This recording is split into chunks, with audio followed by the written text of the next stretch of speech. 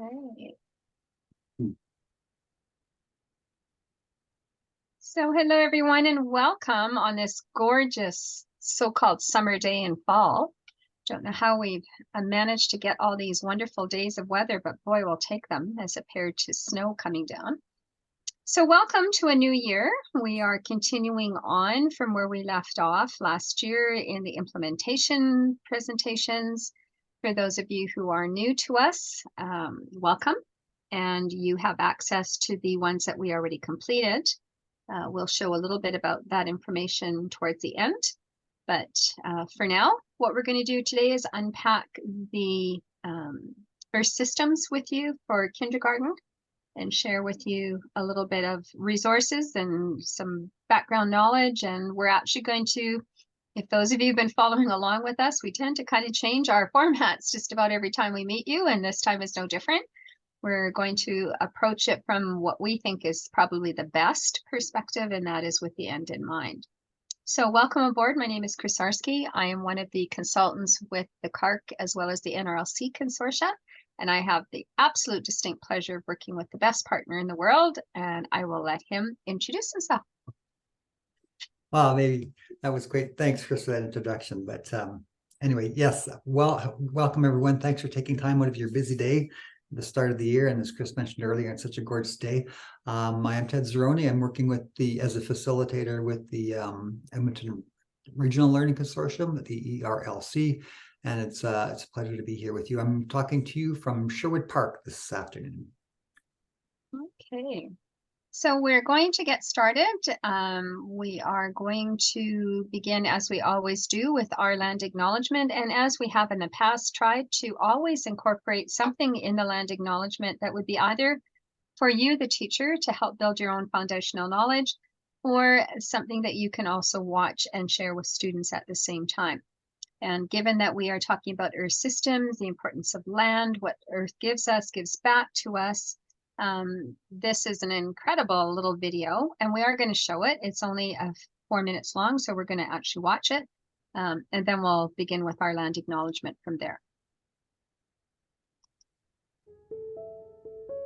If I could choose just a single element of the traditional teachings that we're called to pick up, it would be the teachings of the honorable harvest, which were taught us by the plants, who give us everything that we need. It's a covenant of reciprocity between humans and the living world, a very sophisticated ethical protocol. One of the first steps of the honorable harvest is to understand that the lives that we are taking are the lives of generous beings, of sovereign beings. And in order to accept their gift, we owe them at least our attention. To care for them, we must know what they need. And at the very minimum, we should know their names. And yet, the average American can name over 100 corporate logos and 10 plants. Is it a surprise that we have accepted a political system that grants personhood to corporations and no status at all for wild rice and redwoods? The protocols for the honorable harvest are not really written down, but if they were, it would look something like this. When you get to the woods, you don't just start grabbing everything in sight. We're taught never to take the first plant that you see, and that means you'll never take the last. This is a prescription with inherent conservation value. And then if we encounter another plant, we ask permission. I've always been taught to address that plant, to introduce myself, and tell it what it is that I have come for. If you're going to take a life, you have to be personally accountable for it. I know there are places where if you talk to a plant, they think you are crazy, but in our way, it's just good manners. If you're going to ask, you have to listen for the answer. You can listen in different ways, pragmatically, intuitively. Look around, see whether those plants have enough to share. And if the answer is no, you go home. For we remember that they don't belong to us. And taking without permission is also known as stealing. And the Honorable Harvest counsels that we also take in such a way that does the least harm and in a way that benefits the growth of the plant. Use everything that you take. It's disrespectful of the life that's given to waste it. The next tenet of the honorable harvest is to share it with others, human and non. The earth has shared generously with us, so we have to model that behavior in return. and a culture of sharing we know is a culture of resilience. Plant gatherers often leave a spiritual gift behind, but it can also be a material gift, weeding, caretaking, spreading seeds, helping those plants to flourish. We give songs, we give ceremony, we give our respect, we give fertilizer. Every breath that you take is a breath that was made for you by plants. And the water that you drink, whether you're in an urban setting, whether you're on a remote mountaintop, we still are recipients of those gifts. And if we take the time to be grateful, that brings us into that state of humility, of understanding that we are not at the top of a biological hierarchy, that in fact we are the younger brothers of creation.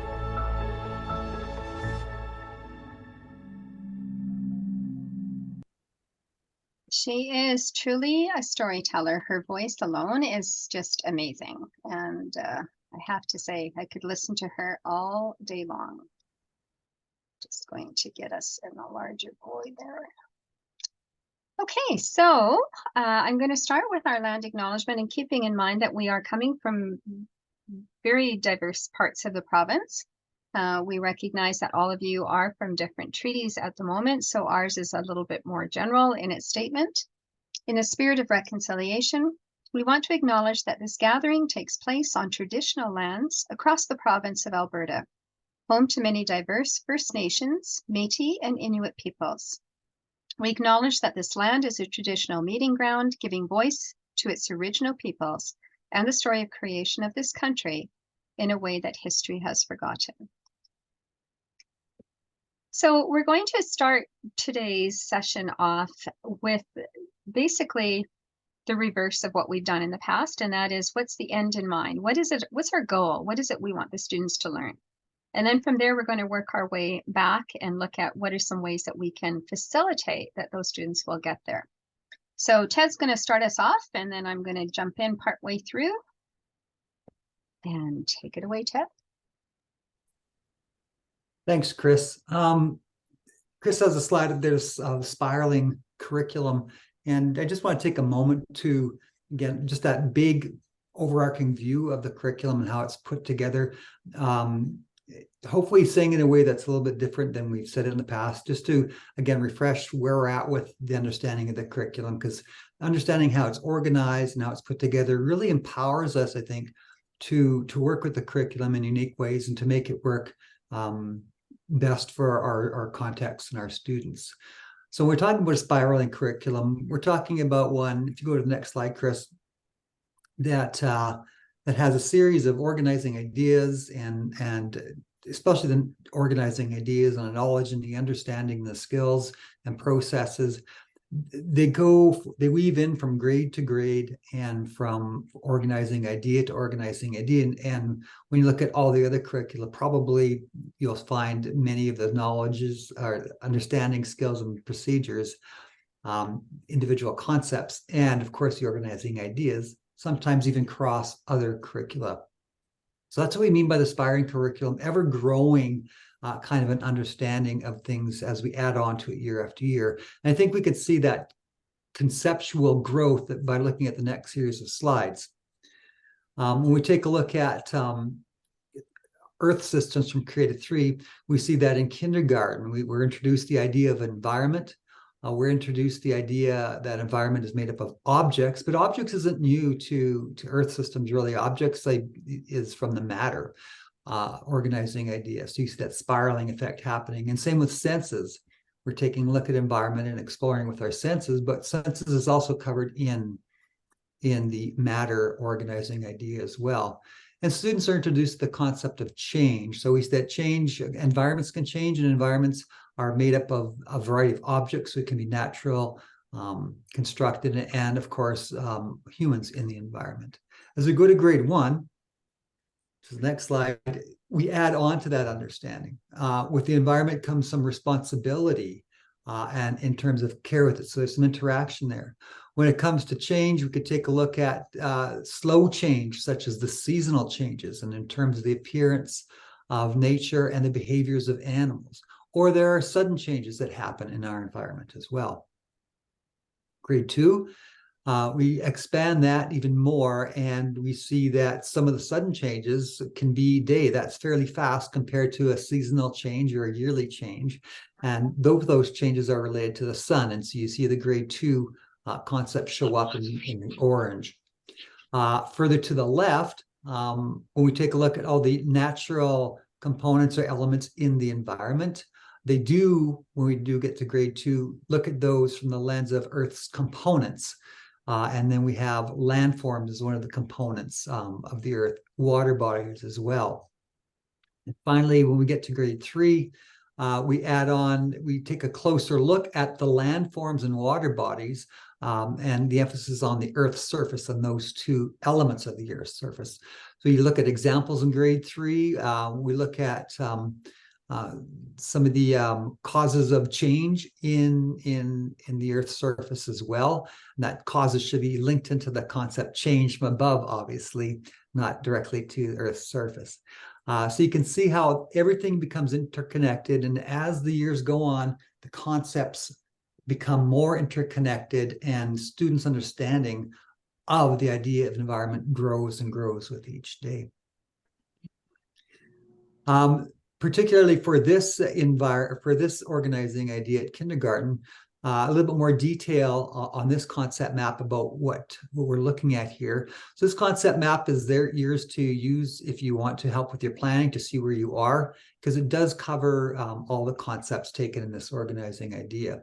When you do open up in your cells, you'll see there's little connecting lines with words attached to them. Those words help you read through the organizing idea.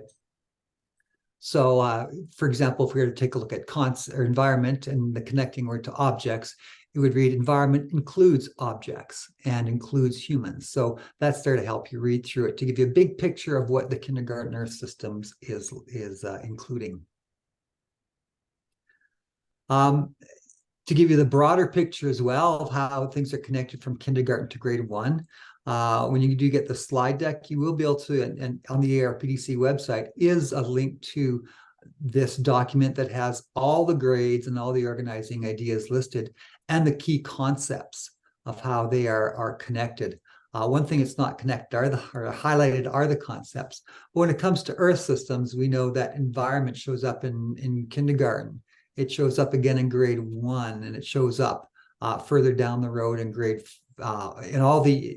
in some way, matter or form, it shows up in all the organizing ideas. So that concept progression is there for you if you wish to look at it in a little more detail. And it gives you better ideas to know what should the students are coming into my grade with. Kindergarten, they're not coming with anything, so you're pretty good with that.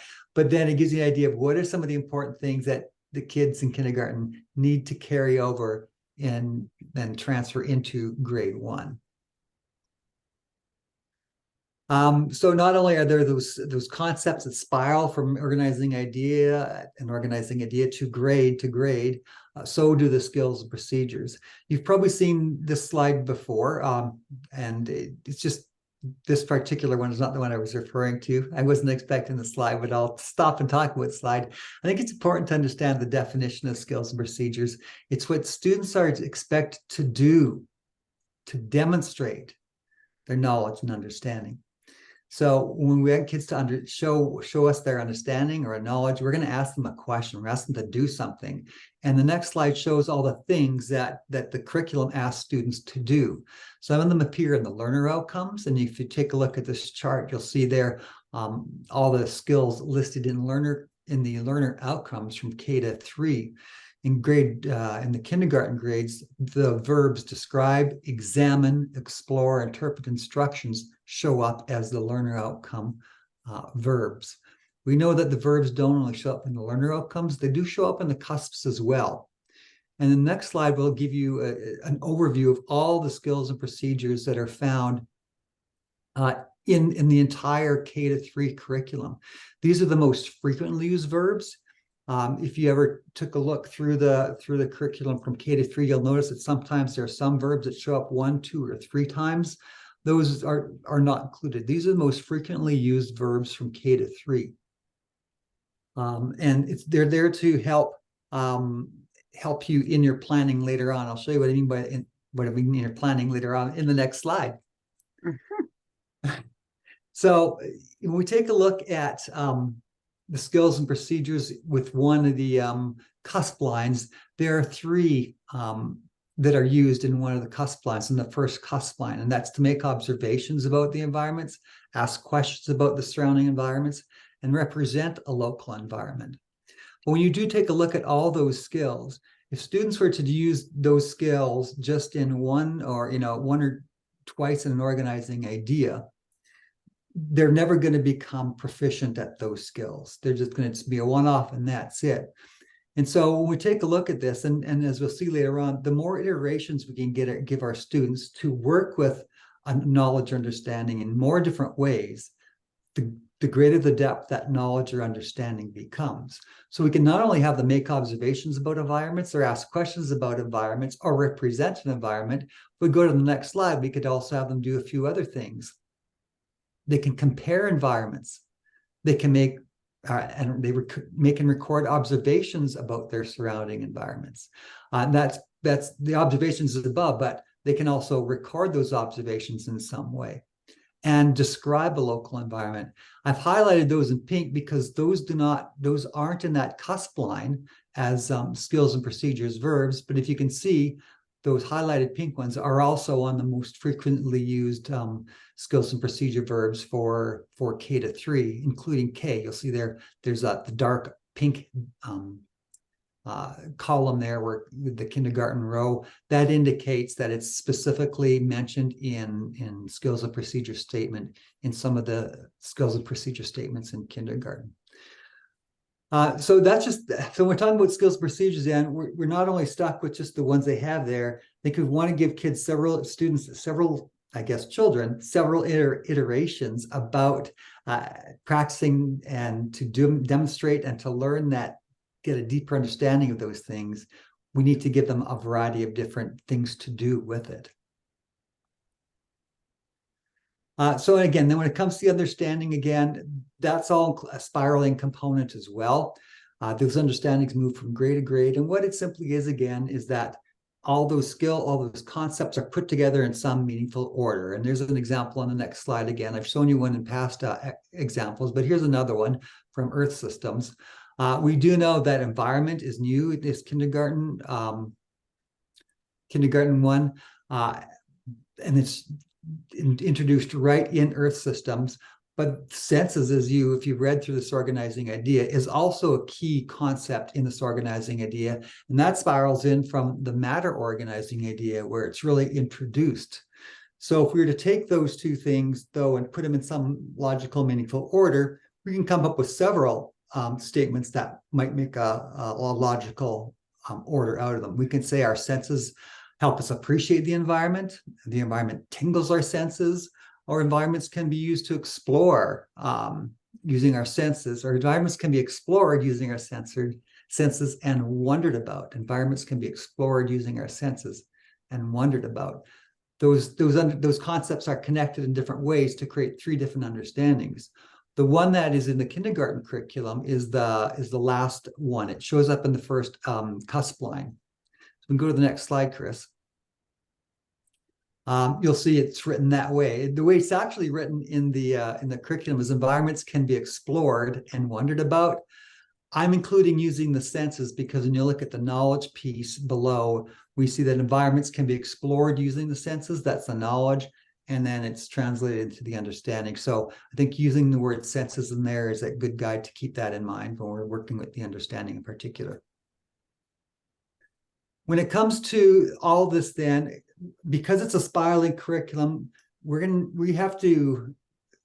not like the old, as we talked about in past sessions, not like the old curriculum where things are in units and topics and we teach it and we don't worry about it transferring into the next grade or into another unit or a topic within the grade.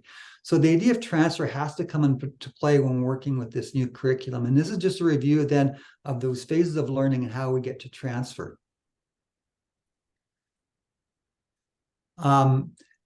Just as a review, transfer we know is taking something and being able to see it or apply it in a different context. So if we take some of the concepts in this organizing idea, such as objects environments, natural objects, constructed objects, change, environment. We can see all those things in these two different contexts. If we were to ask our students after we've done some work with them, we say, what are some natural objects in the first picture? What are some man-made objects? Describe the environment in the first picture, or choose a different context. Describe the objects in the second picture. What are the objects? Which are constructed by human, which are natural objects? So just having students identify those concepts in different contexts is an example of how they can transfer to different situations. Same with the understandings, just simply asking that, taking that understanding and asking that question. How is the first picture an example of how environments change over time? How is the second picture with the tunnel example of how environments change over time? Or we could take a different understanding, same context or same pictures, but we can also get students to look at through the lens of a different understanding. Environments are shared spaces that include a variety of objects. How is that? Explain that to me using the first picture or the second picture. Or what are the objects in the first and second picture? And finally, again, we talked about the skills. I'm just going to talk about them once more. Once again, they're transferable. We can get students to ask questions about each of those pictures. We can also get them to compare these two pictures or these two environments. We could take those same skills and procedures and give a totally different context for them to use or apply those skills. And that's in the next slide. We can take those same skills and they can transfer to these pictures on the next slide. Yeah, these dogs, right? We're using the same skills, transferring over now to something totally different. So if we are working with specifically the skills and having students practice those skills, we could do something like with them because skills transfer. And that's what we want them to take to their each organizing idea, grow in those skills, and each grade transfer them over to the next grade and keep growing and getting better and more adept at those various skills. So how do we get there? You've seen this slide hundreds of times before. I'm not going to spend much time on it. It's that the one, go ahead, Chris. We have to get students to go through those 3 phases of learning: surface, deep, transfer. I did add a couple arrows on there that you may have not seen before. I've added the understandings because the understandings are already beginning at the deep level. When we're talking about the deep level, we're talking about connecting those concepts into the understanding, such as in the slides that I showed you before, and then applying that understanding in different contexts. The surface is where we teach students the individual concepts, the individual skills, but that also goes through a deep phase as well, because at a very basic surface layer, students memorize the definition. At a deeper level, they can recognize it in various contexts, such as the various pictures or various stories or various videos. We're talking about just the individual concepts, or they can transfer to a whole variety of new and different concepts. They might be able to see change in something that's a very different picture than they've ever seen before, or a context. Same with the skills. We introduce it, we teach it at a very surface level. They know it, they practice it. We deepen it, their skills, by giving several iterations. They've enough practice to the point where they're beginning to transfer it to new situations on their own. And so I added this slide as well, because one thing we have to remember, it's not just a linear process. We don't just go from surface deep to transfer and that's it. We're often, and as you know, as teachers, are going back and forth. We think we're at the surface level. We may be into that deep, but we have to go back and do maybe some reteaching and so on. So it's never one or the other. And I added this slide as well because, as you'll see through the examples that Chris and I will be sharing with you today, you're going to see many examples, maybe with the same surface understanding, maybe different ways to introduce or talk about environment. And those are okay, because you're not going to just give one lesson to the students and think they've got it. To get through that deep level, students need several iterations, working with things in different contexts and different situations, so they get that deeper and deeper understanding of it. And so when we're talking about planning or looking at planning, as Chris mentioned, we're doing this a little bit differently. We've heard the Covey statements. We've heard many times the work of Wiggins and McTighe about backwards design, that if we know where we're going at the end, we can design, do backwards by design and see what do kids need to know and be able to do to get to this goal. Here's my goal. Here's what I want them to do. How am I going to get them there? So in order to do that backwards by design, we have to look at the big picture. And we go to the next slide, Chris. Those big pictures are the learning outcome itself and the understandings. If we keep those in mind and we think about how we're going to assess that learning outcome, how are we going to assess those understandings? Once we can answer those questions, we're going to know what kids will need to be able to do and be able to know to be successful on those assessments that are going to assess those outcomes and activities. So we've got an example for you, and Chris will show you more. If you go to the next slide. So if we take a look at the learning outcome, I'm going to want to know what it would be helpful to have a summative assessment or some kind of assessment that's going to bring things together a little bit. So I'm looking for an assessment that would help children examine and describe surrounding environments. That's what I want to do. So I open up let's take a look at the assessment really quickly. I'll just walk through it. Maybe quick, Chris, you can click to a couple of slides. Generally, what this assessment is asking is kids are going to go outside, they're going to explore their environment, and they're going to use their different senses to do that. And then they're going to come back and describe it in some way. So the plan is they're going to go outside, and the senses are going to look and see, or excuse me, look and listen to what you see and hear. And we're going to be working with it when you come back into the classroom. So when you go to the next slide, what you can do is provide students when they come back that sample icons. That's the first slide, Chris, because the kids can't write very well. So they can each have a pile of these. I can cut them out and give them up. They got different icons or pictures in what may be out in your environment, your schoolyard. If there are some missing, you can easily go to something called the Noun Project and download little images of things that you want. So you can cut them out. But they do request that you give them, give the author or the artist credit. You'll see on the next page are the credit slides for each of those pictures. You give each student a pile of those. And then, Chris, if we can go back to the assessment piece. Then there's a sample observation record sheet. So when they come back in, they can sort through their little pictures and they can say, here's what I saw, here's what I heard. And once they kind of have their little icons glued on, then you're ready to sit down and have that conversation with them.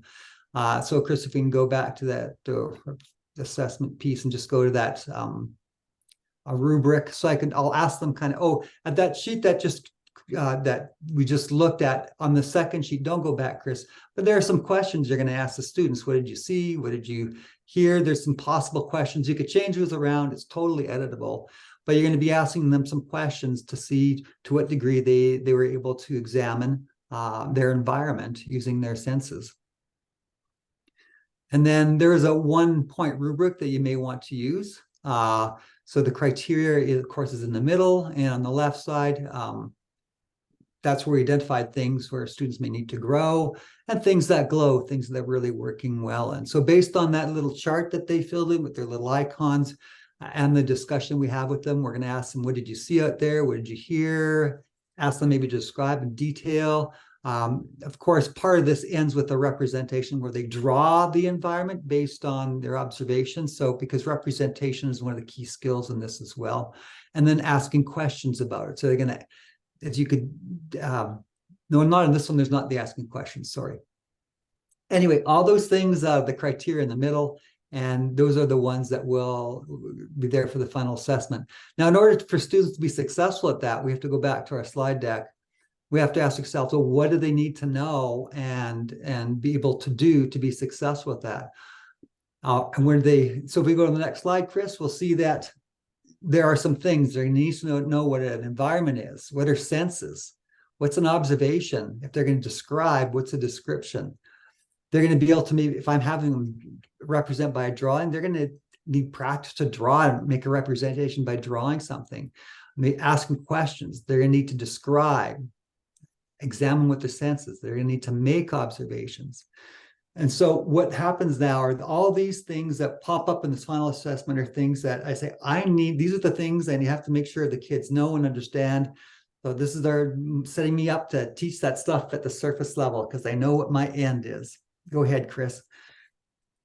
And there's another example there for a formative assessment. We do the same thing now with the understanding. That was for a learning outcome. And this is for the understanding.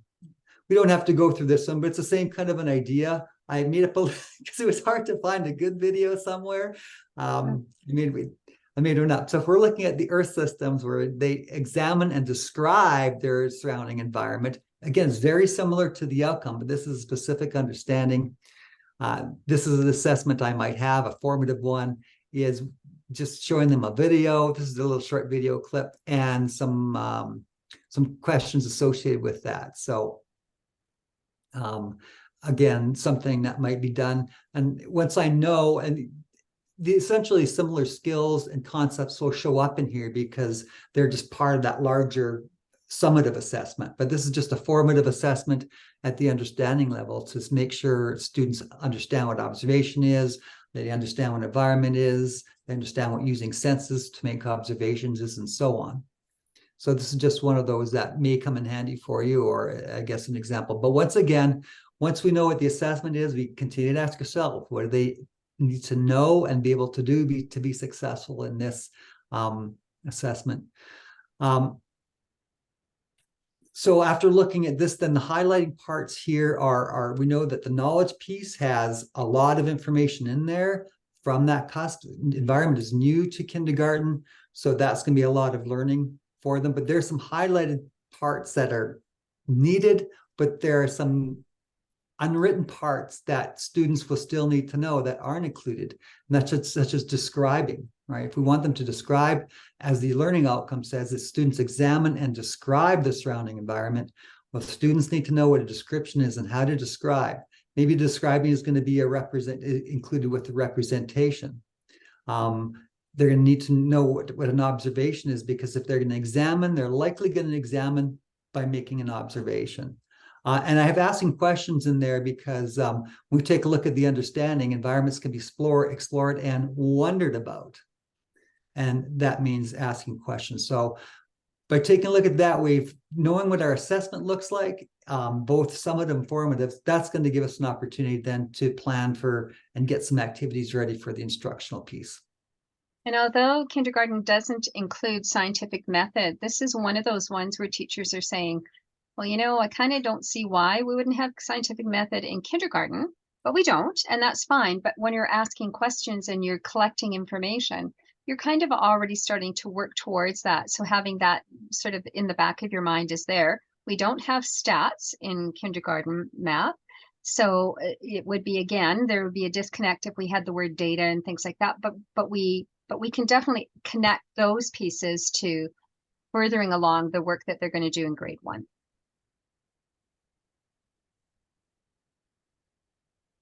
So again, now that we know what our assessment is, and we go to that surface level, we've looked at the transfer piece, we know what that assessment is going to be. We're going to give them a situation that they've never seen before and have them use all these things. We have to go to the surface and say, what do we need to teach? Do they know how to describe? Do they know how to ask questions and what it means? We do that by certainly observing our students and doing again some pre-assessments to see where they're at with that. And if there's some instruction to do it, we begin at the surface level to cover those things that perhaps might be needed for this learning outcome. And what you're going to find, because of spiraling curriculum, what you teach in this organizing idea is going to show up in another one. Just as sense is going to show up in matter, observation is going to show up in a whole lot of them, representing as well as describing. So that's why it's important to make sure that they may know how to do it, because maybe you've already done an organizing idea that covered this. So just do that pre-assessment first. Yeah, those bottom 4 that Ted's got listed there are big rocks. Those are big 4 skills that they need to just continuously work on and work on and work on and work on in kindergarten. Yeah. So here's what we're going to share with you now are just some of those surface level activities that'll address some of those things we just highlighted. Go ahead, Chris. Yeah, go ahead. I was just going to say, they're all linked. We're not going to go through all of them. Some of them are linked to separate activities, and you can see that some of them are linked to slides that are coming up. And that's okay, because again, this is one example. And if we're going to get our children to go to that surface deep transfer, they're going to need several iterations of working with those skills and those concepts. And once again, this is not what we're presenting here is not a unit plan intended to go do this, this, this, this. You know, you're going to know your students. So you're going to know if they're going to just need one activity, two activities, or 3 or 4 activities to deepen and get to that point. So this is really what we're offering. I guess it's a smorgasbord of things for you to pick and choose from, using what you know about your students. And I think We that's can go ahead. That's really important what you just said, Ted, and that it isn't really, this is not a, you do everything that's on here. You need to really know your kids well. And if you're looking for new contexts, as Ted had said, if you're going to move them forward, we always want to give them new contexts, new scenarios where they're going to be expanding and demonstrating their learning.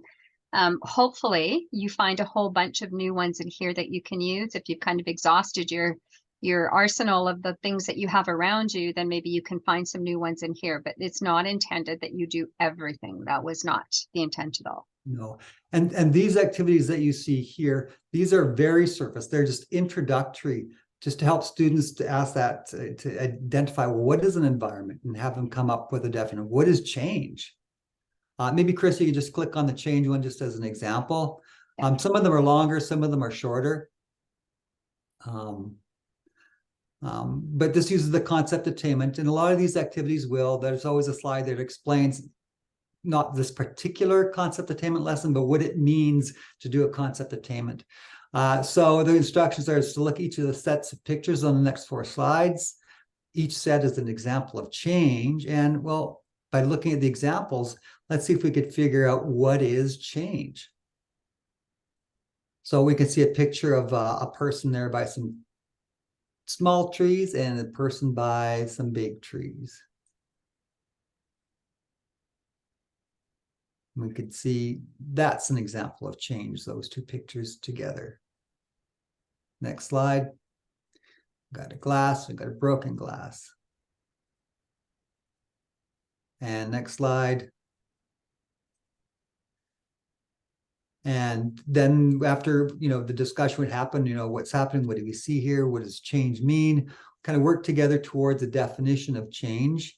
And that's where the next slide would go, is to help you just decide what it is. What is change? They always include the definition, and always just extra practice, because there's a concept that can transfer to different contexts, right? So they develop a definition of change, what it means to them.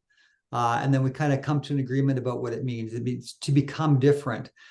This is a tough one. It's not defined in the curriculum, and it should be over time. But time is another concept that may get in the way. It just means to become different. And once I think the notion of time comes into play a little bit here. You can add that on if you want, for sure. I just stopped at it becomes different. Things change, they become different.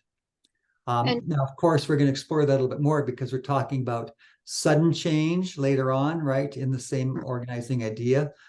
Is that this organizing idea, or am I thinking grade 1? Grade 1. Grade 1. Okay, so don't worry about them. Okay. But those are the kind of activities. They're very basic introductory ones. If you're looking to see, help students, get a basic starter, very surface level understanding of the concepts. Thanks, Chris. In case this is new to you, when you see a document like this, which has the blue square at the top that says use template, what this is a different view of the document. So if you want this document and you want to use it and you want to edit it, you just simply need to click on that blue box, and it will automatically download it to your drive, and then you will have it saved, as well as it's editable for you to use. We're trying to use that more and more as we create the curriculum support documents, so that you have access to everything and can edit everything. That's kind of our hope, that will work. And there's a typo there. It shouldn't say simple, it should say sample. So I'll get that fixed up. Oh, okay. Yeah. All right, so let's have a look at some possibilities that I might be able to use. If we're just starting out, again, as Ted said, they need to know first, do they even know what an environment is? And just asking them, what do they know, or what have they heard, or what have they ever connected to that word before? Just to get a sense of where your group is at, that pre-assessment kind of notion. And that's really that surface level that we want to know. But we have 3 slides here that they could focus on and see, and perhaps even look at how they would connect possibilities to what an environment could be. So one of the things that they see in their understandings for skills as well is for noticing and wondering. What's their wonder? What's their question that they have? So even as Ted had listed for you in the set there, what is notice mean? What does wonder mean? What does that mean before I get there? So what do they notice? And perhaps you're going to be working with a partner, a shoulder partner sitting beside you. And between the two of you, you're going to have a discussion. They're going to see, what do you see? What do I see? What does Ted see? What do I see? And then we're going to have a discussion. So again, what is the element of a good discussion? Even when they're older, I would assume not, that most students don't know what a good discussion entails and what is it the teacher is expecting of me in a discussion. We often just say, turn to your partner and talk about. With what goal, right? So we want to have that understanding of what a discussion is. And at the bottom here, once they've had a chance to sort of look at this picture, I kind of dissect it a bit. We want them to finish the sentence, we wonder, blah. What was it the two of you decided? Give us one example. What was your wonder when you looked at this picture? Could be, I wonder what that animal is, or I wonder what mountain that is. I wonder where this is, whatever their wonder is, but just we start to unpack a little bit about this picture to start to link it towards the notion of an environment. How does that differ from this picture? Where is my wonder? What is my notice? What am I seeing and what am I asking, or what am I wondering about? Why do I wonder that all the animals are running together in the same place? That's not always the case. Wondering why there's a horse and one cow and everything else is small, okay? Whatever their wonder is, again, so that we can answer it, same thing, be ready to share your wonder and finish that sentence. So having some clear, concise directions for them as far as what it is that they're going to be focused on in here. And our hope is that we're also going to just start to unpack what are the similarities, what are the differences between these pictures? How does that constitute what we want them to come up with, which is a discussion about what is an environment? So again, look at this picture of an environment.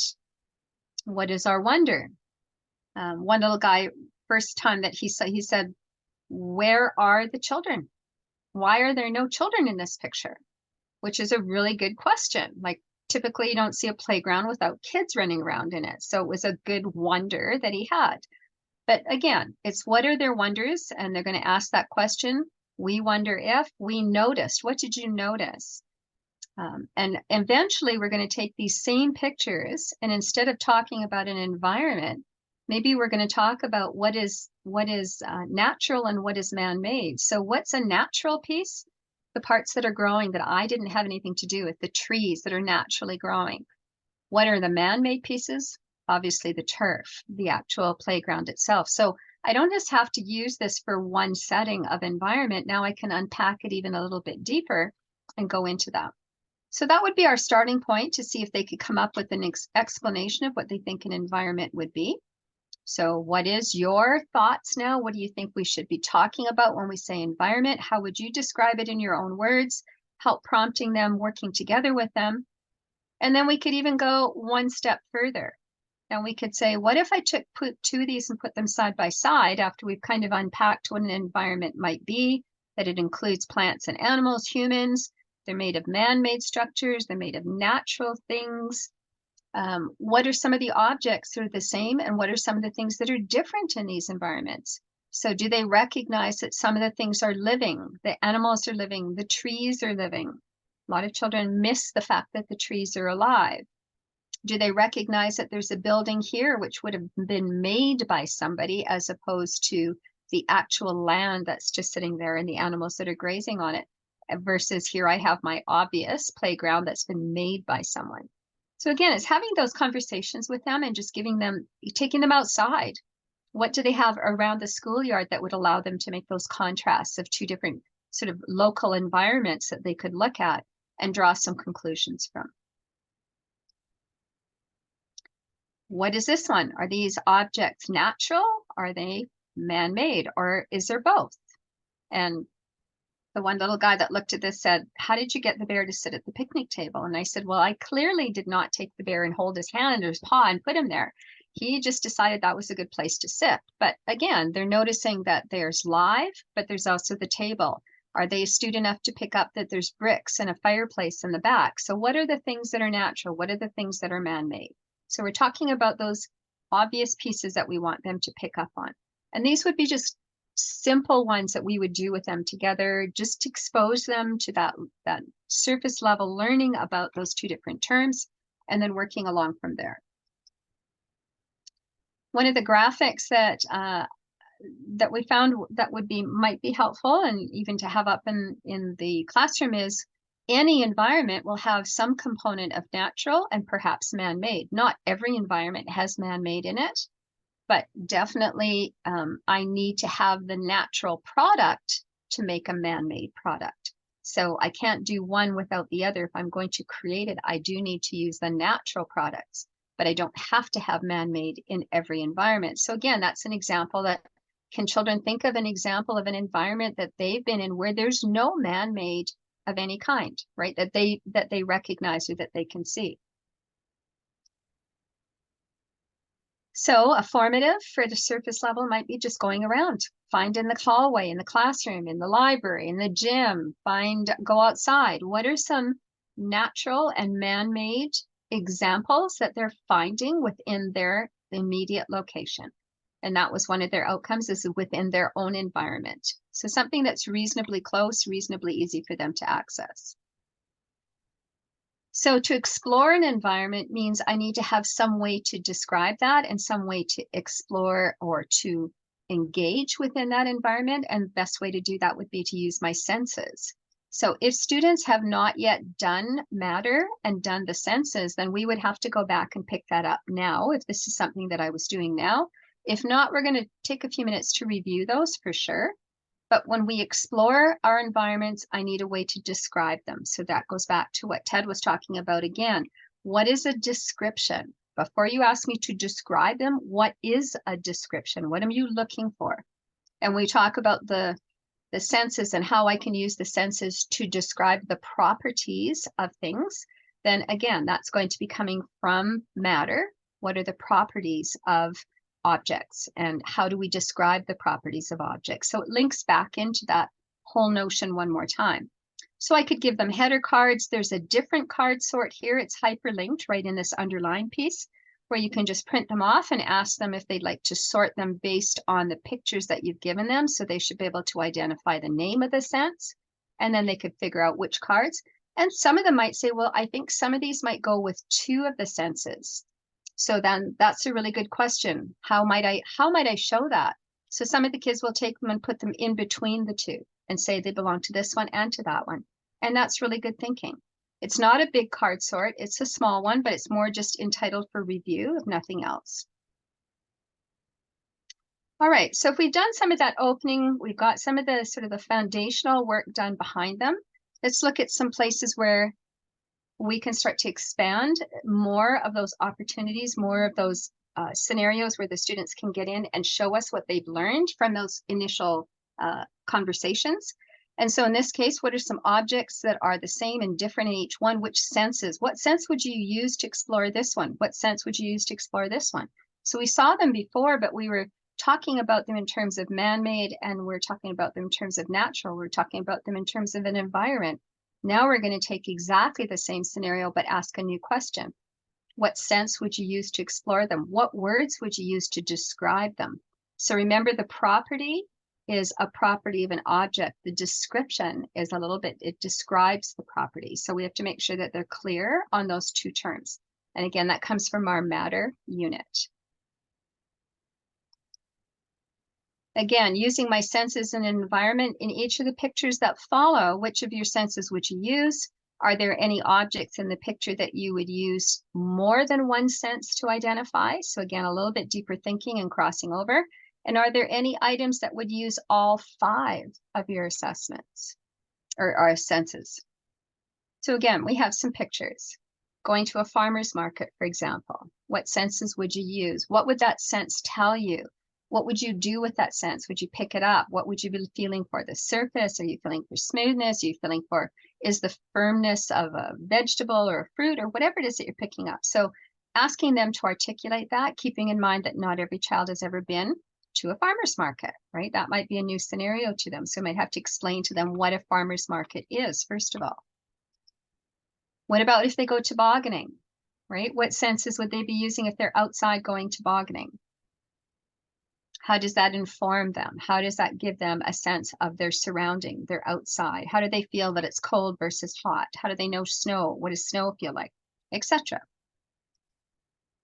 And then maybe if you got soccer players, if you don't, if you got baseball players, replace it with a baseball. Like whatever scenario, what's their favorite sport? Maybe pick that one and put that in there as well, because now they can connect to that, something that they're familiar with.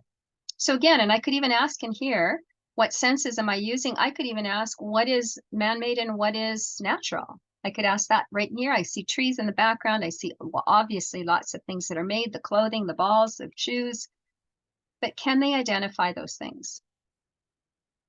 And then maybe asking them, what's your favorite environment? We're going to build that into one of their major assessments at the end, but just something to think about. What is your favorite environment? Why is it your favorite?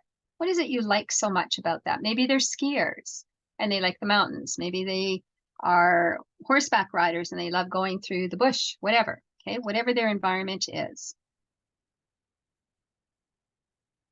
And one of the links that Ted shared with you was defining change. What is change? What does change mean? So now we're asking them to think about their environments and what kinds of evidence do they see? What does change look like in an environment? It could be anything from day and night to what's the weather outside? Is it warm? Is it cold? Is it sunny? Is it cloudy? So again, these are just videos. And if you think back to when we did living systems and when we did matter, one of the things we suggested that you could do a case study. It doesn't always have to be, here's the info right up front. So what if we showed them day and night and we asked them, what have we learned about change? What evidence did we learn about change here? So I could just use it as a case study as opposed to a direct instruction piece and then following up with the videos.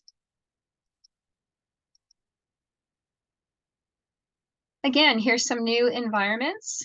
I'm going to ask them to do me the same. What are the similarities? What are the different, what do they wonder about these? What are things that they're noticing? What did they, one of the little children that we were talking about earlier said, why are the trees? I wonder why the trees are so flat. So we had a conversation about where this might be. Obviously not, it's not in Alberta. So where might it be?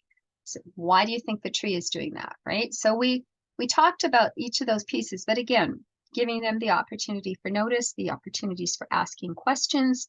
Why are things like that? Where do you think this is? What is it that they want to know? Are there things here that they have seen in their environments that are familiar to them? Are there things they've never seen before? Why wouldn't they see? How many of us have seen a polar bear walk down the alley? Not too many. But then what about man-made structures?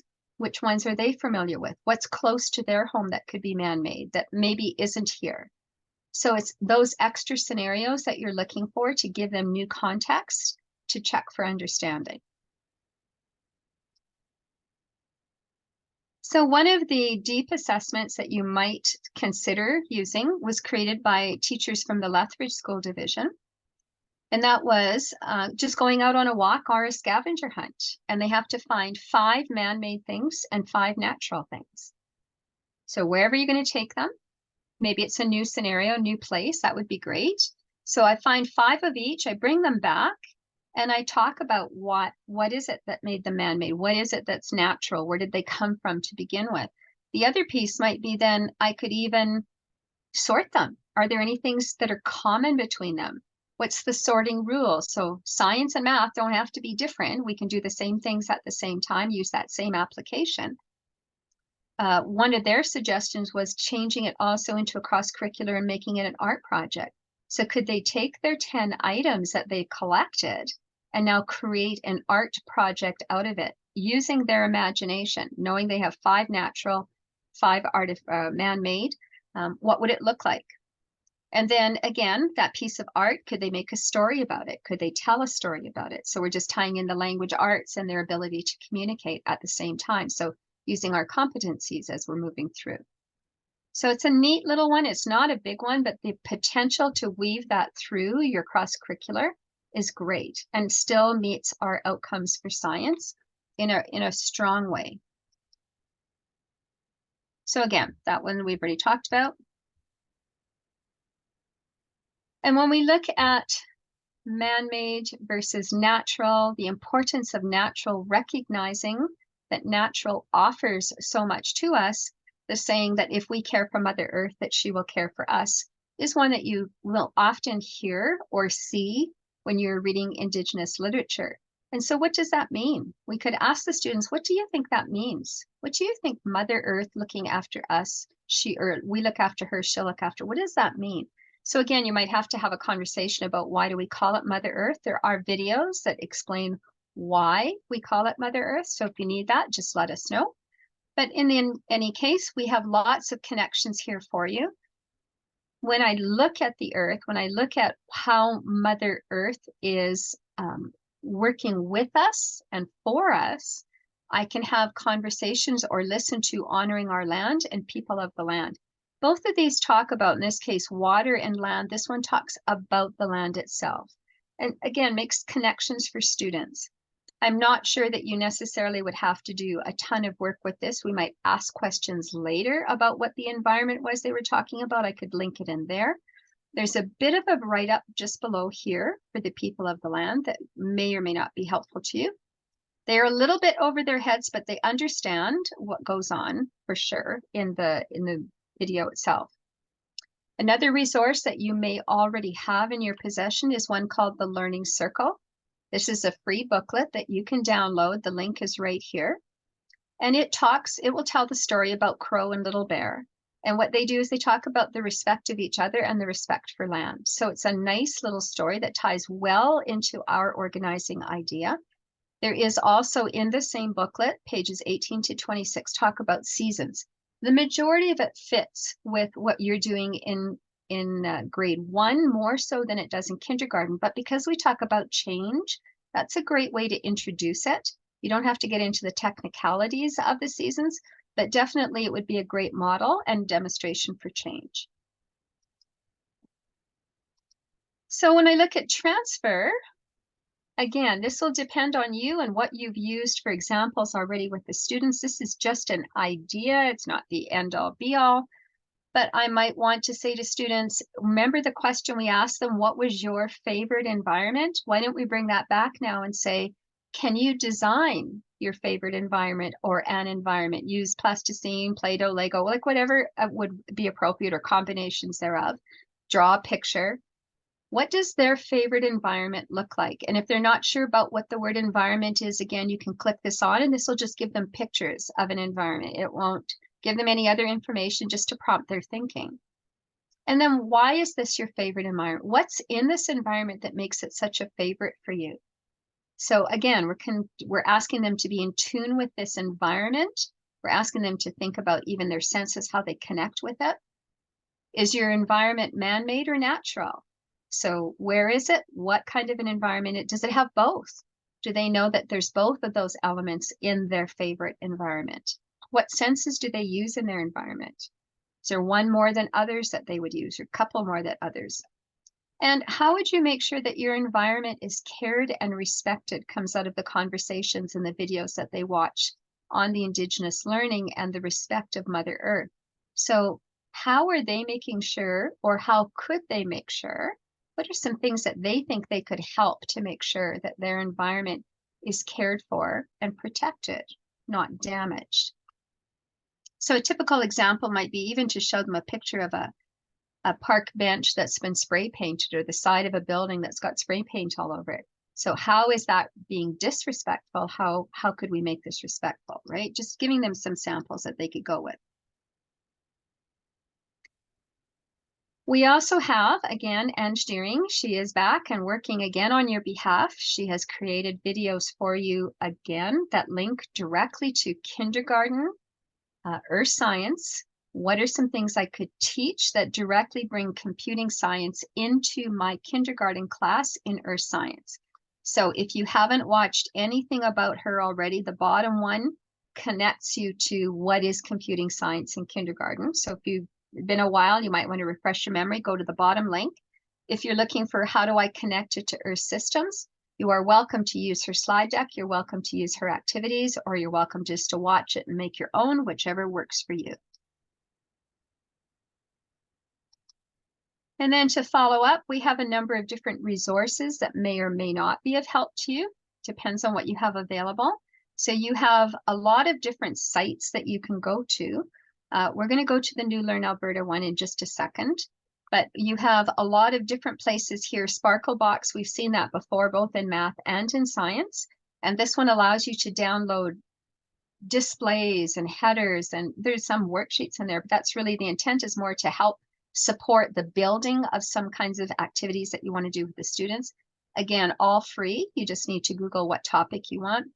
Mystery Science is an excellent site. There are some definite freebies that you can download from there, but it is a subscription one. I do have belong to it because it is amazing. What they have there is amazing units. Let's Talk Science also, very, very good. Lots of materials there for you, all of which you can access for free. So there's lots of different places here that you can access and go into. But what I would like to do is just look at, the ARPDC site very quickly. I will come back to the books in just a second. I want to be sure that everyone is clear on how to find things outside of just our presentations. So I am at the arpdc.ab.ca. This is your clearinghouse site now, where everything is kind of being put to for you to find. But there are maybe some fast ways for you to find things, and then there's some longer ways that you can go about it. So once you've gone to the arpdc.ab.ca site, at the top bar here, if you go to New Curriculum, if you click on Science, you'll see that it says Science in the subject area right now. I know it might be small on your computer. What will save you some time is if you select your grade, then you don't have to scroll through pages and pages and pages of material. So I put in kindergarten. We're in science. You could do the same for math. But when I go down now, everything that I see is only for kindergarten science. So anything that's been posted for kindergarten science is here. So here are the skills that we were talking about earlier when we showed you all those pink boxes. Which ones were all the way across from kindergarten to grade 3? This is the document here. Okay, here's your computing science, the general one that we just showed you. Then we also have matter that you've already done last year. We have concept progressions. That's the one that Ted showed you at the beginning, that showed you what are the concepts in kindergarten, how do they link to grade 1, how do they link to grade 2? So you can download that entire document. It's also linked in the slide deck, which you're going to get anyway. And I'm just going to keep going down and just showing you where we have some material. So some of this stuff, remember, is pilot material, which means it's outdated. It was based on the old one. So those are going to come down and they will be replaced with some of the newer ones. At the very top, there is a couple of boxes I want you just to be aware of. There's numbered outcomes documents, so they do change. We did an edit on August the 8th. So if your version of the science numbered outcomes document was printed before August 8th, you might want to go in and download a new one because there were a few changes that were made there. But what I want to do is go to this back one here where it says curriculum support documents. If you're not aware, curriculum support documents are being created in math and in science for each of the organizing ideas for each of the grades. So right now we only have living systems posted. We are working on earth sciences right now, but let me just go to living systems grade 1 because you've already done living systems. So if you're not familiar with this, I want you to be able to download it and use it. So a curriculum support document, we're hoping, is a one-stop shop for you. That it gives you your sort of surface level, deep level information. We're trying to give you as many activities as we can think of. We're giving you sample formatives that are in there, a sample summative or two. They are living documents. They will be added to as we go along. And they look something like this. So to start off with, you will have the introduction to what is in here. There's a section called How to Read the Document. There's a little bit of a sort of like a table of contents that you can hyperlink and just go straight to if you don't want to go through the whole document. But just bear with me for a few minutes. If you haven't seen it, I just want to make sure, because if you go to the math or any other science one, they're all going to be the same. So they would unpack the same way. So at the top green bar, the very first header that you have are the most important links. The first one is a video that tells you, how do I read this document? So if you forget after our session today, just go there. These are your progressions, they're hyperlinked. So the competencies, the numeracy and literacy progressions. Below that is this video. So when we do the one for Earth Systems, the video that we're doing right now will be hyperlinked directly into this part of the document. Following that, Ted has done a super job of creating science planners and assessment planners for you. You've already seen a couple of those samples. Below that, the third bullet, he will step you through how to use them. So again, these are all editable. You can download them and grab them at any time. And then your concept map for, this is Living Systems right now, for Living Systems Grade 1 is sitting right there. So you can just click it on, download it, use it, change it, whatever you want to do. The curriculum progressions that we just looked at, those pink ones, with the smaller, the light pink and dark pink, and the concept progressions are also linked in here. So you don't have to go back to the ARPDC site if you don't want to. Everything's here. And here is the most recent version of the numbered outcomes document.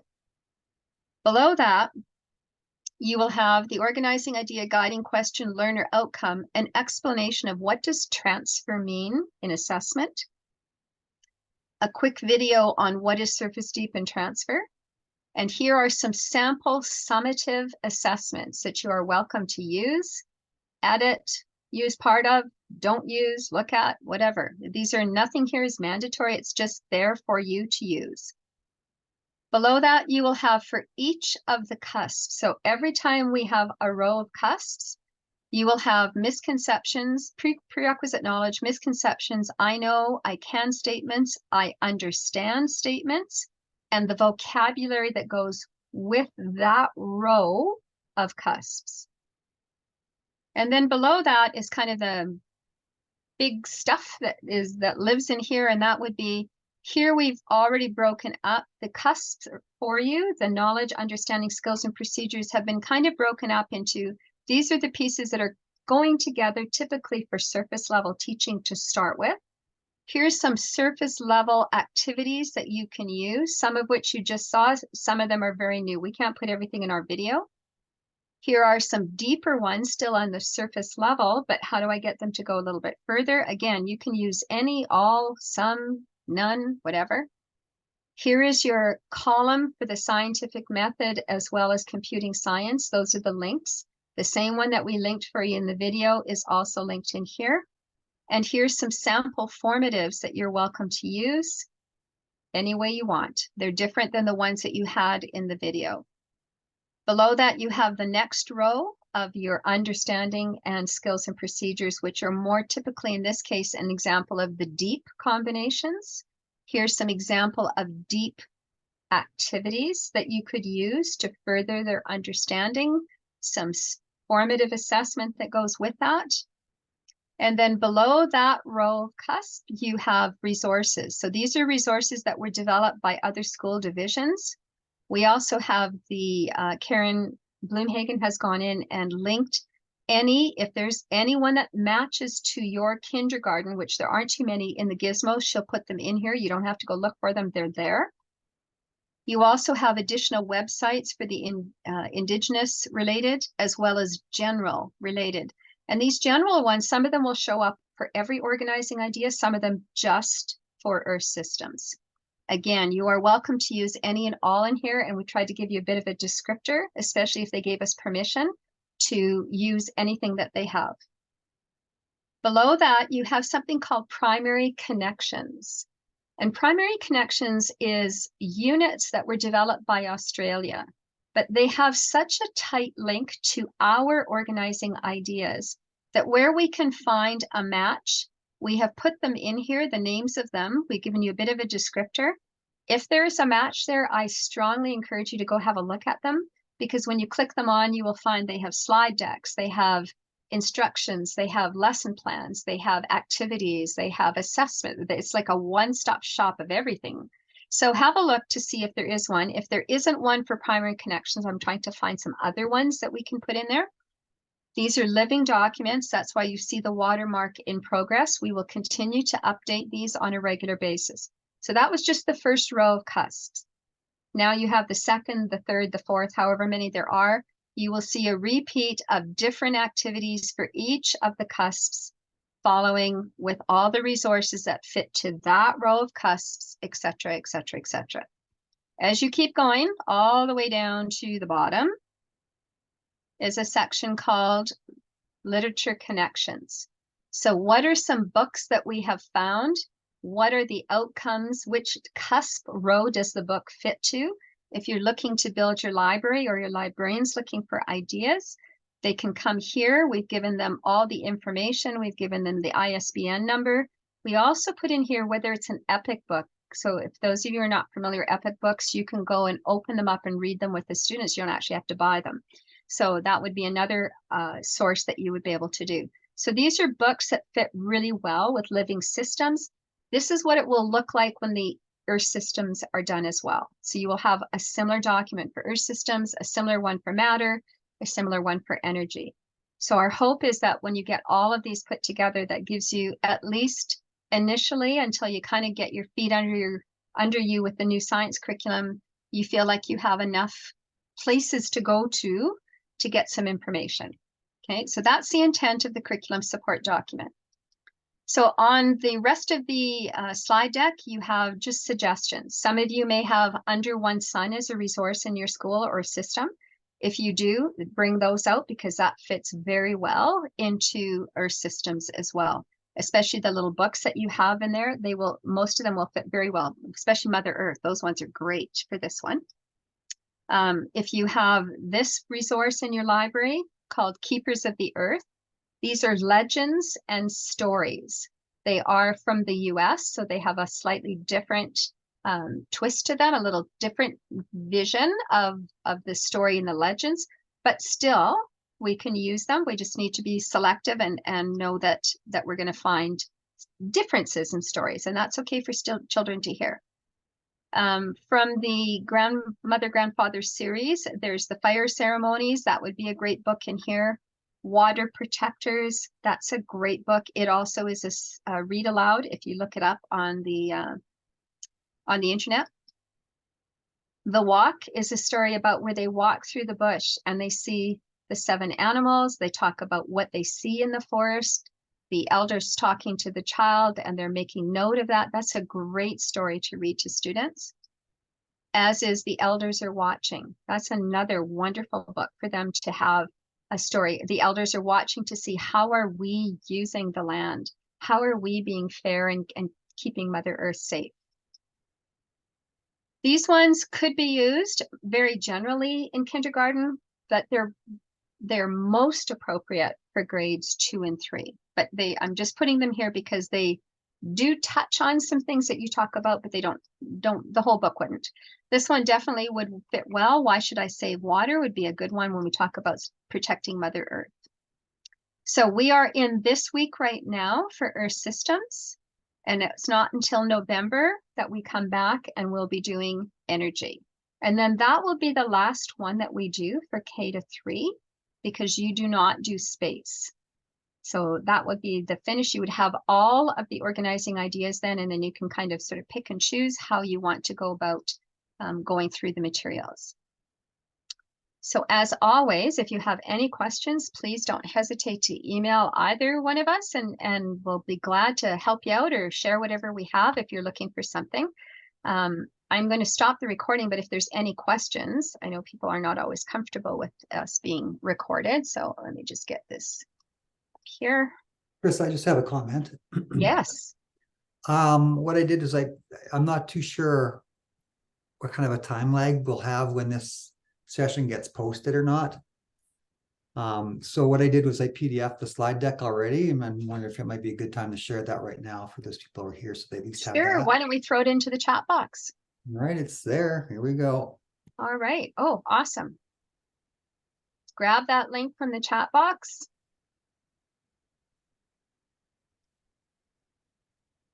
these are going to be posted to the RPDC site, but Mhm.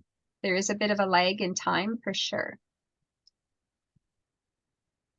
So anything, all those